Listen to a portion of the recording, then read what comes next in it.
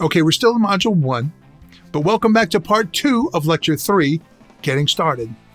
Let's continue talking about developing characters. In creating your character, there are both interior and exterior forces that drive a three-dimensional character. This is another way of looking at content versus context. Interior forces are a form of content and can be connected to your character's biography or their past, their dramatic need, what they want, what's their point of view, their attitude, whatever's driving them from the inside. Exterior forces are a form of context and can include things like professional pressures, personal past, or private situations in their lives. Develop a three-dimensional character by addressing the internal and exterior forces. In fact, I want you to make a list of your main character's internal and external forces, as well as how those forces motivate the 4 essential character qualities. Okay, so I'm sure you did a great job making the list of your interior and exterior forces. I wrote down a few of my own while you were doing yours, and let's see if we have any in common. For interior forces, I wrote down shame, curiosity, and compassion. For exterior forces, I wrote down job pressure, marital expectations, and parental interference. Did we have any in common? All right, do you see what we're creating here?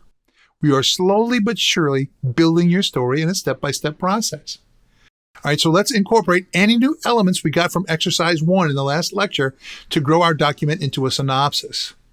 We're going to turn 1 page into 5, writing new content with the assistance of your character's internal and external forces.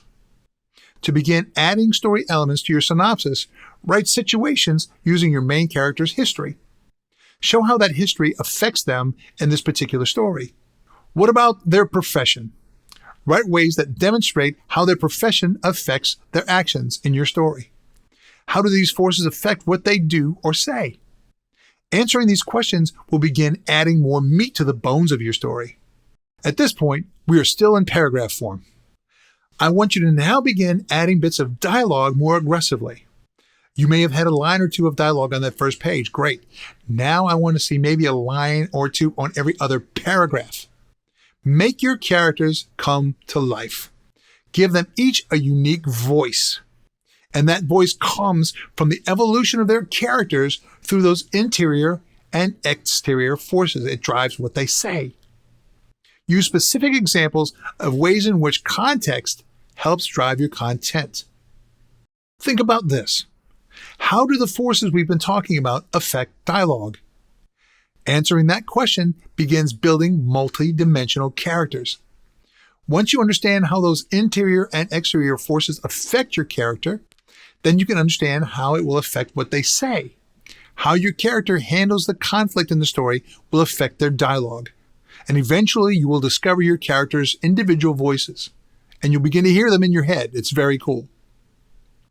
Here are a few instructions that will help you craft your dialogue. Number 1, say only as much as is necessary to make your point. Don't ramble on. Remember, it is best to keep brevity and efficiency in your words. Don't ramble. Don't write dialogue for the sake of dialogue.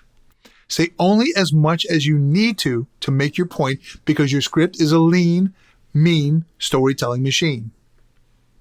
One of my absolute favorite tools in my toolbox is to read your dialogue out loud as you finish each pass, meaning as you finish each segment.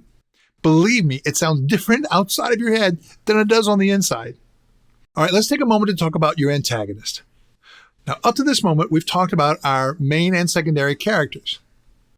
Let's go ahead now and talk a minute about the antagonist.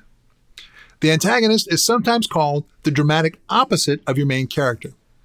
This is the person, or sometimes persons, who oppose the main character and his dramatic need. They represent the obstacle the main character must overcome in the conflict.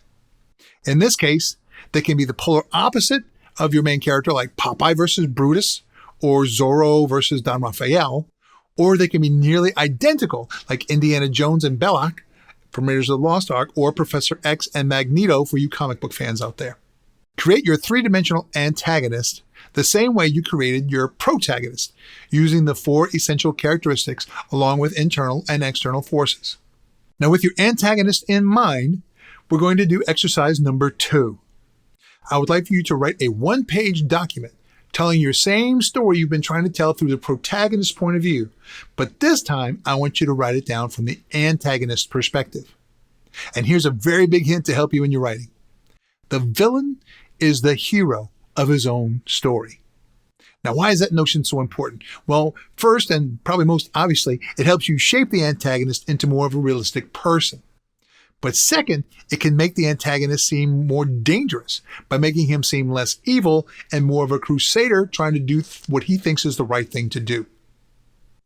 So now, write the same story you've been trying to work on this whole time, but this time, in one page, tell it from the perspective of the antagonist.